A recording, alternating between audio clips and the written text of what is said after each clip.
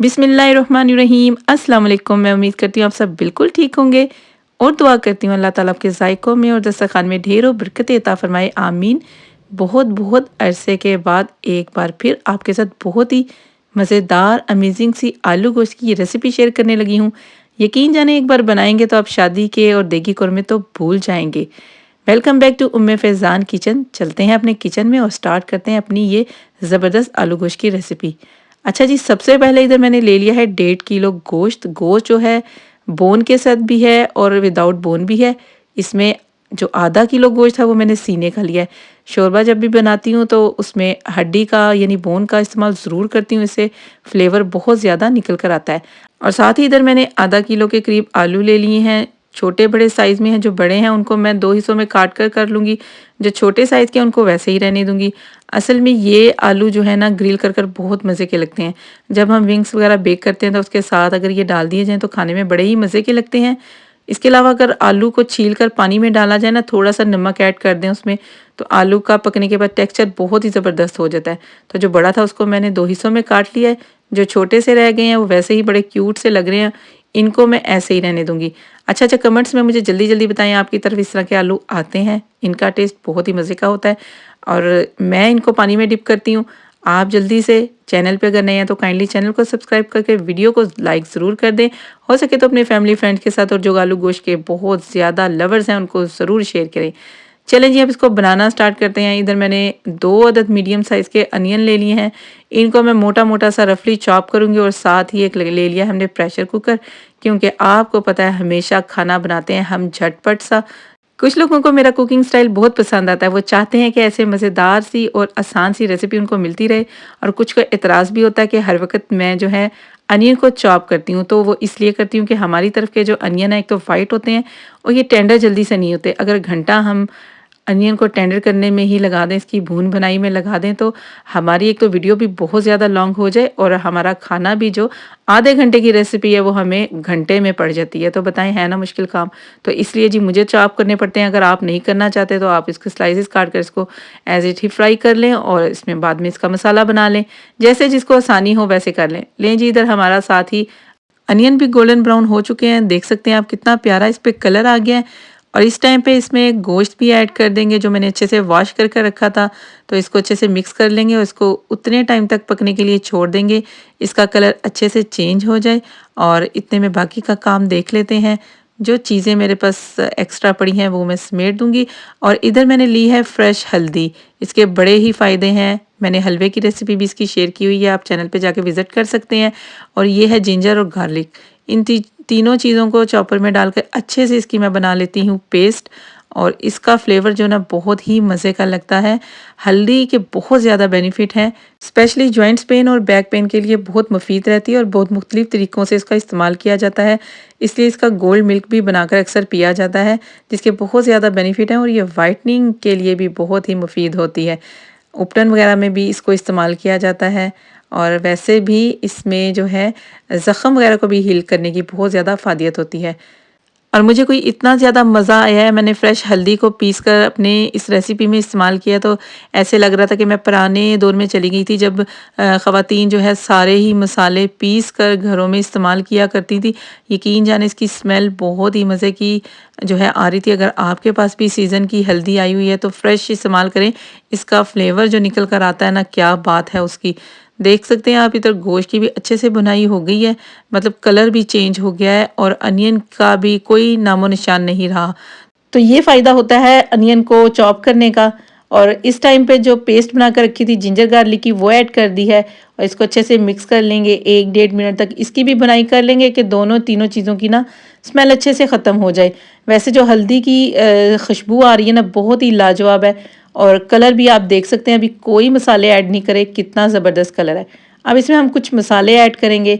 तो मैं ऐड करूँगी इसमें तकरीबन 1.5 टेबल स्पून जो है नमक। आप हस्बे ज़रूरत ऐड कर सकते हैं क्योंकि मेरे पास 1.5 किलो गोश्त है। और 1 टेबल स्पून ही इसमें भर के मैंने रेड चिली पाउडर का ऐड कर दिया है। और 1 टेबल स्पून मैंने इसमें ऐड किया है गरम मसाले का। 1 टेबल स्पून इसमें मैंने धनिया पाउडर का और हाफ़ टी स्पून जो मैंने इसमें ऐड किया ब्लैक पेपर का। तो बस इसको भी हम अच्छे से मिक्स कर लेंगे। और अभी बाकी जो मसाले होते हैं वो बाद में मैं आपको बताऊंगी कहाँ ऐड करने हैं, जो एक सीक्रेट होता है। इधर साथ ही थोड़ा सा पानी ऐड कर दिया कि मसाला जले नहीं। और बाकी मसाले हम बाद में इसलिए भी ऐड करेंगे क्योंकि कुछ मसाले जो है ना बहुत ज़्यादा सेंसिटिव होते हैं, अगर उनको भुनाई के दरमियान डाल दिया जाए ना तो उनका फ्लेवर ही ख़त्म हो जाता है। इसलिए उनको ख़ास टाइम पे ही ऐड किया जाता है कि उसका अरोमा जो है ना अच्छे से जो सालन या शोरबा वगैरह हम बना रहे हैं इसमें अच्छे से मिक्स हो जाए। तो बस इसकी भी हम 2 से 3 मिनट भुनाई करेंगे। उसके बाद हम इसमें दही वगैरह ऐड करेंगे। तो देखिए आप ऑयल इसका साइड पे आ गया है, तो इस टाइम पे जो है ना एक पूरा बाउल जो है ना भर के मैंने दही का ऐड कर दिया है। इधर एक चीज़ का ख़ास ख़्याल रखना है, एक तो दही में पानी नहीं होना चाहिए, दूसरा आपका दही बहुत ज़्यादा खट्टा नहीं होना चाहिए। अगर आपका दही खट्टा होता है ना तो इससे कोरमा या कोई भी मसाला आप शोरबा वगैरह बनाते हैं ना, जो हम मसाले उसमें स्पेशल इस्तेमाल करते हैं ना, उनका जायका नहीं निकलता। क्योंकि दही खट्टा होता है उसकी वजह से एक सालन का अपना ही टेस्ट निकल कर आता है। तो बुनाई देखें आप कितनी ज़बरदस्त किस्म की हो रही है, ऑयल भी साथ साथ इसका निकल गया, हालांकि मैंने बहुत ज़्यादा ऑयल इसमें इस्तेमाल नहीं किया। तो चले इस टाइम पे जो हमने खूबसूरत से ये आलू काट कर रखे थे छोटे मोटे बड़े साइज़ के, वो ऐड कर दिए हैं। और अब इसमें मैंने 4 से 5 छोटी इलायची, 2-3 अदद जो छोटे साइज़ के हैं सिनेमन स्टिक के डाल दिए हैं, और 2 से 3 अदद बड़ी इलायची डाल दी हैं। बस इसकी भी हम थोड़ी सी भुनाई करेंगे और इसके बाद मज़ीद हम 1-2 मसाले और ऐड करेंगे, जो मैंने पहले बताया कि step by step he add करेंगे।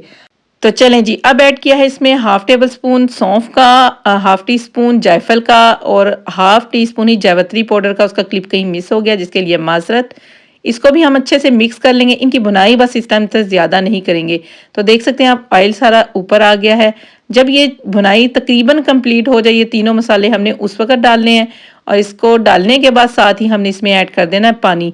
अब ये डिपेंड आप पे करता है, आपने शोरबे को कितना थिक या थिन रखना है, उसके हिसाब से आप इसमें पानी ऐड कर लें। मेरे पास 1.5 किलो गोश्त था और इसमें मैंने 1.5 लीटर ही पानी ऐड कर दिया है।